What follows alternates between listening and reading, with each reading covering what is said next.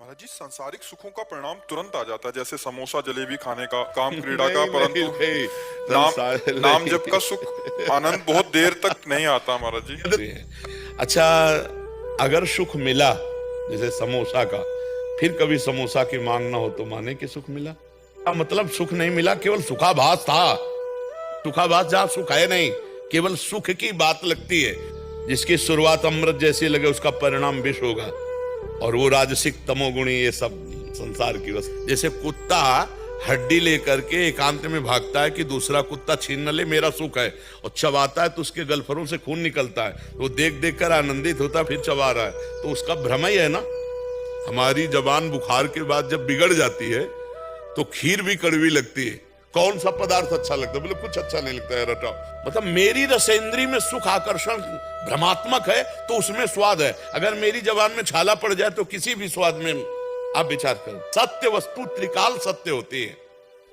समोसा चटनी खाकर जो सुख मिला तो फिर केवट की तरह कह देना चाहिए भगवान अब कछुनाथ लचाही। ऐसा तो नहीं हुआ, ऐसा नहीं हुआ। जैसे सोपन के लड्डू, सोपन में सब खाया पिया लेकिन जगह तो कुछ नहीं। 4 घंटा बाद फिर वही मांग।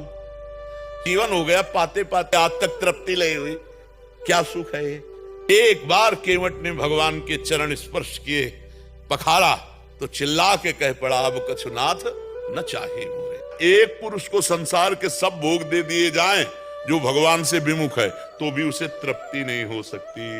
ये हो जाए कि अब तृप्त हो गया, अब प्रभु मुझे नहीं चाहिए। भगवान सुख सिंधु के नाम में, रूप में, लीला में धाम है, जो हम प्राप्त करके ऐसा लगने लगता है कि अब कुछ नहीं चाहिए। ये सब घृणास्पद दिखाई देते। कौन सुख अच्छा बताओ अच्छा है? जबान में मिठाई खाओ और तुरंत उल्टी कर दो, फिर देखने लायक। बढ़िया जूस पियो, थोड़ी देर में पेशाब बंद करके गंदा निकल जाए। ये फैक्ट्री है मलमूत्र बनाने की। अच्छा, भोग में कौन से सुख? वही मलमूत्र के द्वार है। कौन सी ऐसी बात है जो सुख वाली है? हमें बताओ। ये केवल भ्रम है। सुख भगवान का स्वरूप है। ना आप अपने स्वरूप को जानते हैं, अपने को स्त्री पुरुष मानकर व्यवहार कर रहे हैं, और ना भगवान की याद है, इसीलिए संसार अच्छा लग रहा है। अगर भगवान की याद आने लगे तो फिर ये भ्रमात्मक सुख है। देखो, सुख तो आप फिल्म में भी लेते हैं। पैसा दे के 3 घंटे बैठ के फिल्म में सुख लेते हैं। क्या सुख है आप हमें बताओ? क्या पर्दे में क्या है? स्त्री है, पुरुष है, सब झूठा, खेल भी झूठा। झूठे खेल को पैसा दे के 3 घंटे सुखपूर्वक एकाग्रता पूर्वक देखते। हमारी इतनी ज्ञान शक्ति है, झूठे में झूठा, और उसको हम पैसा दे के 3 घंटे समय बर्बाद करके आनंद लेते और बड़े मौत से निकलते। 3 घंटे अमुक फिल्म देखी। अब ऐसे बुद्धिमान को क्या निर्णय कराया जाए कि सुख किसे कहते?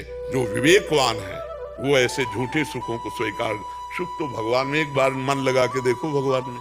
ये जो पार्थिव चीजें है ये तो इंद्रियजन्य है। हमारा इंद्री से कोई लेना देना नहीं। हम भगवान के अंश है, हमें सुख की अनुभूति भगवान से होगी। राधा तो एकदम आनंद की ऐसी बाढ़ आएगी कि रो पड़ोगे और कहोगे कि जिंदगी में सुख कहीं ऐसा नहीं मिला, ऐसी शांति नहीं मिली जो भगवान में मिली। अगर हर कष्ट सह रहे हैं और भगवान के बल से, भगवान के भजन के बल से आनंदित होकर 12 बजे रात के जग करके ये दिनचर्या हमारी चलती है। कष्ट से पीड़ित है, डायलिसिस होता है, भरपेट पानी नहीं पी सकते, भोजन की तो बात जाने दो। हम तो प्रिया प्रीतम के जल है, उन्हीं के बल से ये हम आपको बता रहे हैं कि भगवान में सुख होता है। अब ये तो बाहरी बात है, ये शरीर का उदाहरण। अंतर में जो भगवान सुख देते हैं उन तुम्हें कैसे बताएं? जन्मांतरों से भगवदानंद के भूखे हम।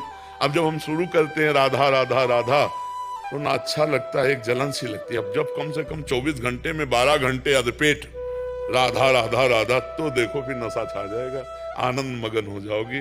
और ये लोग कितनी देर टिकोगे? अब इसलिए समझ लो कि नाम ही तुम्हारा साथी है।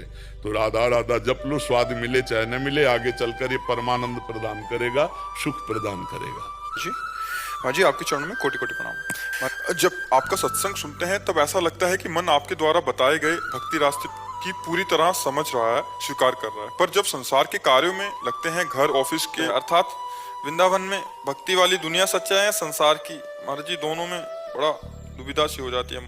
दोनों भगवान की प्रिया है, भक्ति भी भगवान की प्रिया है और माया भी भगवान की प्रिया है। अब आपको देखना है कि चलना किधर है ना? संसार में हैं, हमारा उद्देश्य क्या है। अगर ये सत्य होता तो सब लोग भोग रहे हैं, सब सुखी हो जाते ना। फिर ये मार काट, हिंसा, ये नाना प्रकार की द्वेष क्यों होता है। हमारे पास सब सुख है लेकिन कोई तृप्त नहीं। जिसके पास जितना है उससे ज्यादा वो असंतुष्ट है। तब एक मायाकृत है, इसमें सत्य वस्तु नहीं है। असंतोष, असंतोष आप देख लो, किसी भी क्षेत्र में देख लो। अगर एकमात्र आनंद की अनुभूति होती है तो भगवान के चरणों में।